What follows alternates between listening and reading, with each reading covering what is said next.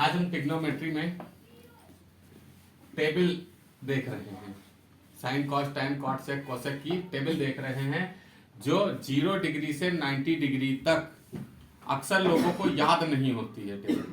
तो चलो देखते हैं कि किस तरीके से निकाला जाता है और कितनी टेबलें हमको याद करनी पड़ेगी। हमको कौन कौन सी टेबल होती है? एक होती है 0 डिग्री, 30 डिग्री, 45 डिग्री, 60 डिग्री और 90 डिग्री। होते कौन कौन से हमारे पास रेशियो? एक होता है साइन, एक होता है कॉस, एक होता है टैन, एक होता है कॉट, एक होता है सेक और एक होता है कोसेक। चलिए देखते हैं किसकी कौन सी वैल्यू और कितनी होती है। देखो, हमको सबसे पहले क्या करते हैं, एक की वैल्यू निकाल लेते हैं या एक की वैल्यू याद कर लेते हैं। जैसे साइन की अगर हम वैल्यू निकाल लेते हैं या याद कर लेते हैं तो साइन 0 जो होता है वो 0 होता है। साइन 30 की वैल्यू 1/2, साइन 45 की वैल्यू 1/√2 और साइन 60 की वैल्यू √3/2 और साइन 90 की वैल्यू जो होती है वो होती है 1। अब कॉस की जो वैल्यू निकालना होगा तो हम क्या करते हैं, साइन की वैल्यू तो ऐसे है, कॉस की वैल्यू हम क्या करते हैं, उल्टा लिखते हैं। उल्टा लिखने का मतलब ये जो है उसको इधर लिखेंगे, इसको इधर लिखेंगे, इसको इधर, इसको इधर, इसको इधर, मतलब राइट टू लेफ्ट की ओर लिखते हैं। चलो लिखते हैं। तो इसका मतलब साइन 0 क्या हो जाएगा, उल्टा लिख दो, 1 हो जाएगा, यहाँ पर √3/2 हो जाएगा, ये 1/√2 हो जाएगा, ये हो जाएगा 1/2 और ये क्या हो जाएगा, 0 हो जाएगा। अब तीसरी, या तो हम टैन की वैल्यू याद कर लें और या फिर भाई साइन कॉस की निकल आई, टैन की वैल्यू या तो याद कर ले और या फिर हम टैन की वैल्यू अगर निकालें तो टैन हमारे पास क्या होता है, साइन अपॉन कॉस होता है, मतलब साइन अपॉन कॉस।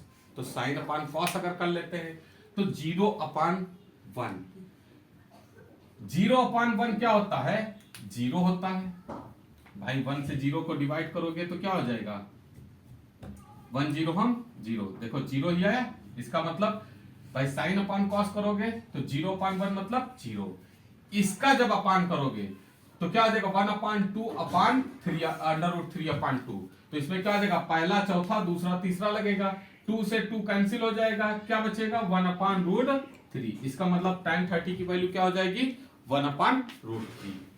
इसमें देखो जो 1/√2 अपान 1/√2 करोगे तो क्या आ जाएगा, 1/√2 से 1/√2 कैंसिल होकर क्या बना देगा, 1। इसका मतलब tan 45 की वैल्यू क्या हो जाएगी, 1 हो जाएगी। 60 में पहला चौथा दूसरा तीसरा करोगे तो 2 से 2 कैंसिल होकर केवल √3/1 बचेगा, इसका मतलब वो क्या हो जाएगा, √3 हो जाएगा। अगले में क्या करोगे, 1/0, 1/0 हमारा क्या होता है, इनफाइनाइट होता है। अब जब कॉट की जब लिखना होता है तो क्या करते हैं भाई, टैन की इस तरीके से लिखे, कॉट की क्या होते हैं, पीछे से लिखते चले आते हैं। इसका मतलब कॉट 0 इनफाइनाइट हो जाएगा, कॉट 30 √3 हो जाएगा, कॉट 45 1 और कॉट 60 √1/√3 और ये 0 कहां चला जाएगा, 90 में चला जाएगा।